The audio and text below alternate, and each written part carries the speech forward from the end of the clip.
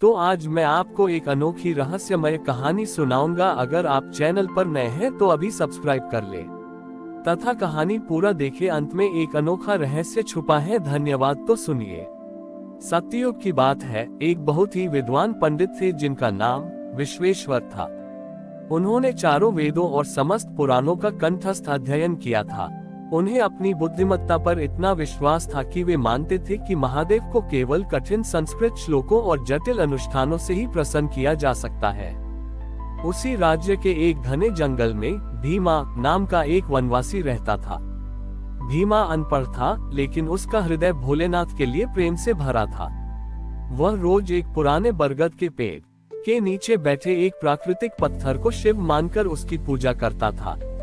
उसके पास चढ़ाने के लिए न तो गंगाजल था और न ही बेलपत्र। वह पास के झरने से अपने मुंह में पानी भर कर लाता और पत्थर पर छिड़क देता और जंगली फूलों को तोड़कर चढ़ा देता। एक दिन पंडित विश्वेश्वर उस जंगल से गुजर रहे थे। उन्होंने भीमा को मुंह से पानी छिड़कते देखा तो वे क्रोध से लाल हो गए। उन्होंने चिल्लाकर कहा, अरे ओ मूर्ख, ये तू क्या अनर्थ कर रहा है? महादेव को झूठा जल अर्पित कर रहा है। तुझे नरक में भी जगह नहीं मिलेगी। पूजा करनी है तो विधि विधान सीख। भीमा डर गया। उसने रोते हुए कहा, महाराज, मुझे विधि नहीं आती, मैं तो बस अपने सखा को नहला रहा था। पंडित ने उसे वहां से भगा दिया और स्वयं शुद्ध जल से अभिषेक कर मंत्रों का पाठ करने लगे। उसी रात महादेव पंडित विश्वेश्वर के स्वप्न में आए। पंडित को लगा कि महादेव उन्हें उनकी विद्वत्ता के लिए आशीर्वाद देंगे, लेकिन शिव के चेहरे पर पीड़ा थी। महादेव ने कहा, विश्वेश्वर, आज मैं बहुत प्यासा हूँ। तुमने मुझे स्वर्ण कलश से जल तो दिया, लेकिन उसमें वह मिठास नहीं थी जो भीमा के प्रेम में थी। तुम जिस एक झूठा कह रहे थे, वह उसके हृदय का अमृत था। पंडित की आंखें खुल गईं। उन्हें समझ आया कि महादेव भाव के भूखे हैं, विधि के नहीं। वे तुरंत जंगल की ओर भागे। वहां उन्होंने देखा कि भीमा एक कोने में बैठा रो रहा था और उसने डर के मारे पत्थर को छुआ तक नहीं था। अचानक उस पत्थर से एक दिव्य ज्योति निकली और वह बरगद का पेड़ चांदी की तरह चमकने लगा।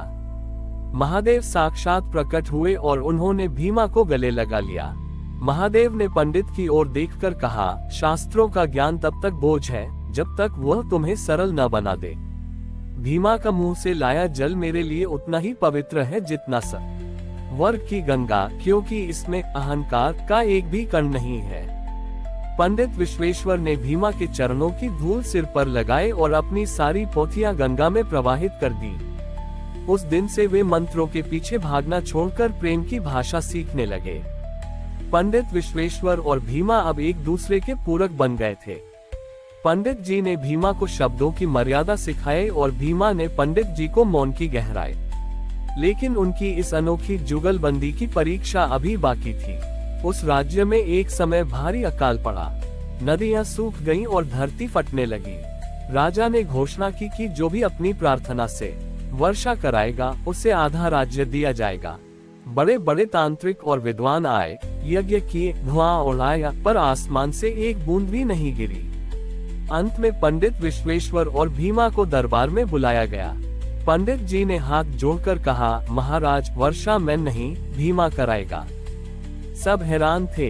भीमा घबरा गया और बोला, पंडित जी, मैं तो बस पत्थर को नहलाना जानता हूँ, बादलों को बुलाना नहीं। विश्वेश्वर ने मुस्कुराकर कहा, भीमा, आज महादेव को नहलाने के लिए जल नहीं है, इसलिए अपनी करुणा के आंसू चढ़ाओ। भीमा उसी सूखे झरने के पास गया जहां से वह महादेव के लिए जल लाता था। उसने देखा कि वहां प्यासे पशु पक्षी दम तोड़ रहे थे। भीमा की आंखों में करुणा उमड़ पड़ी। उसने शिव से कोई मंत्र नहीं पढ़ा, बस रोते हुए पुकारा, हे महादेव, अगर मेरा प्रेम सच्चा है तो मेरे इन मूक साथियों की प्यास बुझा दो। मुझे स्वर्ग नहीं चाहिए, बस इस धरती की प्यास हर लो। भीमा के आंसू जैसे ही सूखी मिट्टी पर गिरे, महादेव का कैलाश कांप उठा। अचानक बिना किसी बादल के आसमान से ठंडी फुहारें गिरने लगी। देखते ही देखते घनघोर वर्षा होने लगी।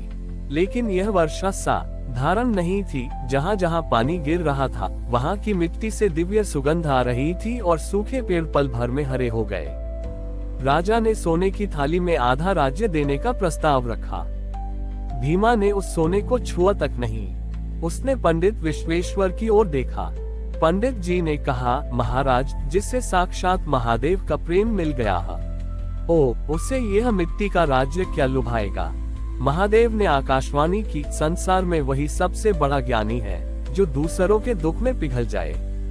भीमा की प्रार्थना इसलिए सुनी गई क्योंकि उसने अपने लिए कुछ नहीं मांगा। राजा ने अपना अहंकार त्याग दिया और उस वन में एक विशाल सरोवर बनवाया जिसका नाम करुणा सागर रखा गया। भीमा और विश्वेश्वर वहीं रहकर यात्रियों की सेवा करने लगे। कहते हैं कि आज भी उस सरोवर का जल कभी नहीं सूखता क्योंकि वह एक भक्त के निस्वार्थ आंसुओं और महादेव के आशीर्वाद से निर्मित है। हमारी और भी आध्यात्मिक एवं अनोखी कहानियां देखने के लिए हमारे चैनल पर जाएं तथा धार्मिक एवं पौराणिक अनोखी कहानियां हमारे चैनल पर है। कृपया जाके देखें तथा हमारे चैनल को सब्सक्राइब करके रखें और वीडियो लाइक जरूर करें। धन्यवाद।